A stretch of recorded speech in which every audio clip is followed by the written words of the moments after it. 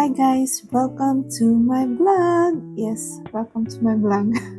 May energy po ba kayong naramdaman? Energetic na po ako nun. Actually, itong video na to is tungkol dun sa pag-travel ko sa Turkey. So, welcome to Alanya, Turkey! Itong vlog na to is hindi po siya yung typical na yung makikita nyo talaga yung super pang Instagram post talaga or video ng lugar. Kumbaga ito is random lang na nakukuha ko habang naglalakad. Ito po talagang dami pong kagwapo at magaganda sa Turkey. Grabe po talaga. Kaya ihandaan niyo yung mga mata niyo. So ganito po siya sa umaga. Halos wala po kayong makitang tao. Siyempre naman may makikita kayong tao pero hindi po ganun ka-crowded. Kaya kung gusto niyo i-enjoy yung nature, kung gusto niyo ma-enjoy yung lugar na medyo alam niyo yun, yung hindi masyadong crowded. Sa umaga po talaga magandang maligo or magandang maglakad-lakad. Siyempre po yung parang feel like a local na po kayo. Kumbaga hindi po kayo turista. Kung gusto niyo yung ganong klaseng alam niyo yun, parang hindi kayo nagmamadali araw-araw na kailangan puntahan niyo yung lugar na to, kailangan yung mag-ride dito, kailangan yung puntahan yung excursion na to, parang ganun. Parang yung tipong slow down, yung alam mo yun, yung parang lakad-lakad lang, sightseeing, yung feeling nyo local kayo. At yun nga, nakita ko itong, habang naglalakad ako, nakita ko ng daming basura. Pero nauna lang po ako sa tagalinis.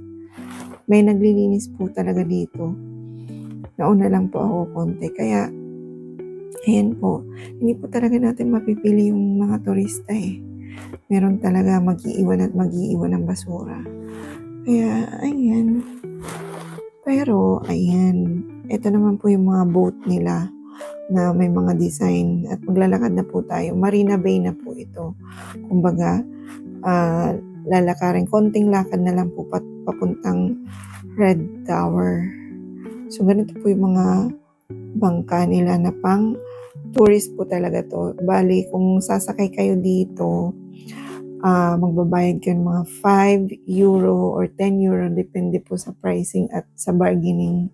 Minsan po 5 euro na, kasakay po kayo dyan.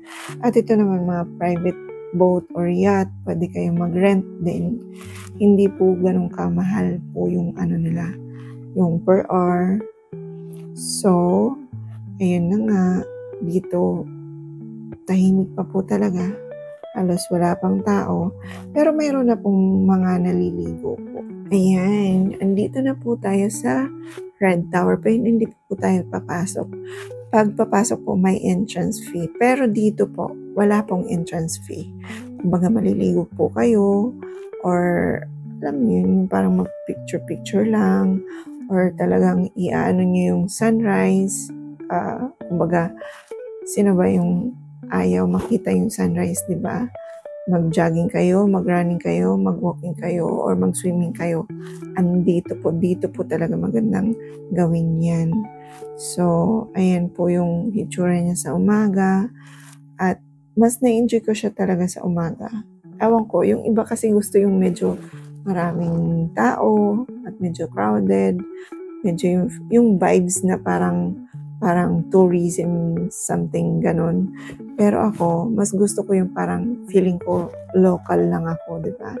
Ayun po, ang ganda po ng dagat dito. Kalmado po yung dagat dito. Kesa dun sa kabila sa Cleopatra Beach.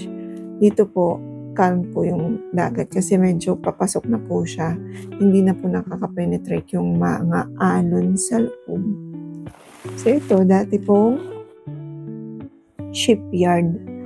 Dati po itong shipyard. Tapos nakita niyo yan, yung wall na yan. Pwede po kayo maglakad dyan hanggang dulo.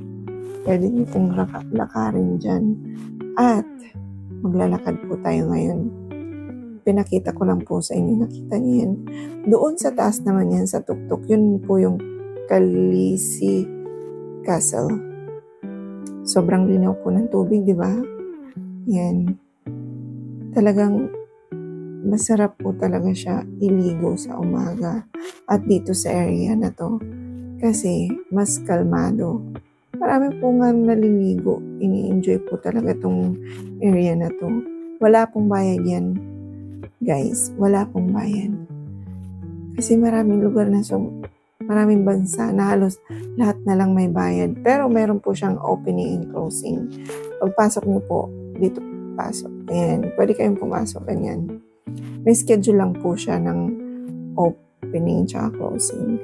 At dito na nga, lalakarin natin yung wall na nakita nyo dun sa unang video ay sa mga, yan po. Marami po siyang pananim na mga olives at mga oranges. Ganito po yung itsura niya. At imagine niyo, ilang libong taon na to. Ilang taon na to. Ang dami pong bunga. Gusto ko nga pong kumuha kaso baka may manghuli ba sa akin. Tapos, nagbayad ako ng magkano, mahuhuli lang pala ako kakakuha ng orange. Pero feeling ko po, walang magagalit. Sobrang dami po niyan. Lahat ng dinadaanan kong kalsada meron yan at may mga bunga. Ayan po, nakadisplay pa yung ginagamit nilang armor ng mga panahon, ng unang panahon po. Ayan. At hindi ko po alam kung ano yung gamit nito. Baka press 1 po ito dati. Hindi ko lang alam ha. Pero ganyan po talaga yung itsura niya. So, hindi po ako nagbabasa kaya hindi ko alam yung history niyan. Kaya, ayan, pinasyal ko lang kayo. Sobrang ang ganda, di ba? Parang Instagrammable po talaga yung lugar na to. Pero itong video na to is para makita nyo lang yung actual, kung ano talaga yung hitsura niya kapag nasa video at kapag kayo yung maglalakad para ma-visualize nyo talaga. Kasi syempre, pwedeng kunan siya ng magandang shot talaga for the purpose na talagang, alam niyo, yung pang tipong may mga drone shot pa, pwede pong ganun, mas na-appreciate nyo yung lugar. Pero, para sa akin, mas magandang makita niyo yung on the ground kung ano po yung itsura niya kapag kayo yung naglalakad, kapag alam niyo yung nasa baba kayo. Yan. Ganito po. Welcome to Alanya. Ito po talaga yun. Ganyan po. Sa gabi po, maraming naglalakad dito. Marami pong namamasyal dito. Siyempre, tourist destination to. So, marami po talagang tourist. Pero sa umaga, hindi kayo magsisiksikan. Parang ako nga lang po yung naglalakad dito sa umaga eh. Pero nung naglakad kami dito nung gabi, daming tao, halos hindi ako makapapicture. Pero sa umaga, ayan nga, sinasabi ko sa umaga talaga, kailangan dito kayo.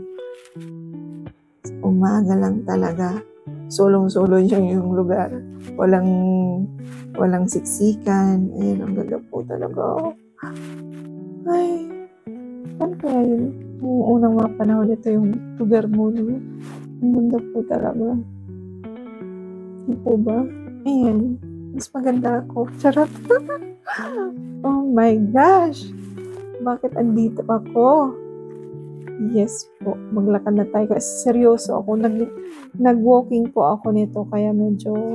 Tsaka pagkagising ko po, naghihilamos lang po ako. Mas gusto ko po yung nakifeel ko yung vitamin D ng sun. Kaya, pero ito, galing sa apartment, papunta rito, mga, ano na po ako naglakad nun, 20 minutes or 15 minutes, mga ganon. Hindi naman po siya kalayuan, pero kasi ako, more on walking ako na ini-enjoy ko yung walk ko. Alam niyo yun po, ganon po. Serious face lang po talaga ako minsan, pero I appreciate the place. I love the place. Tsaka mas na-appreciate ko na parang ganito lang po yung lakad-lakad ko. Hindi po ako yung tipong nagmamadali kasi 2 araw lang ako dito or 3 araw lang. Mas maganda, naabutan ka ng linggo o 2 linggo. Olives po yan. Ang dami pong bunga. Kasi kapag medyo matagal yung stay mo, mas nakikita mo yung lugar, mas na-appreciate mo yung lugar, tsaka mas malalaman mo talaga kung ano yung nangyayari sa lugar na to. Yung mga local dito, yung yung hanap buhay ng mga local. Parang naging local ka na rin. Local, hindi ka pang international. Oh my God, ano ang pinagdadada ko dito? Pero, and ini-explain ko siguro dito na mag-isa lang ako. Ganyan. Pero, nung namasyal kami dito, nung gabi, ay, grabe tao. Marami pong tao dito. So, siksikan dito. Kaya pag nagpapapicture ka, wala ka halos makitang spot. Kasi lahat po sila nagpipicture sa area. Kaya, mas maganda sa umaga. Yan. Pwede pong daanan. Tinuturo ko pa pala yung ibang daanan papunta dun sa Red Tower. Yan, lalabas na po tayo. Dito pa rin po tayo dadaan. Dito ba tayo dadaan? O, ayan, lumabas na nga ako. Hindi pinakita kung doon ako dumaan. Ito, kanina doon tayo sa baba. Sa may Marina Bay area, doon sa baba tayo dumaan kanina. Dyan. Yan, di ba? May mga boat. Ngayon, dito tayo sa taas. Pagpa-uwi na. Dito po ako. Maganda rin po magpapicture dito. Yan. Kita nyo nga na wala pang katao-tao. Kahit yung mga restaurant na to. But syempre, tanghali, hanggang hapon, hanggang gabi, hanggang hating gabi. Ayun na nga. So guys, thank you for watching and thank you for supporting my YouTube channel. Subscribe if you like this video, you'd like, of course.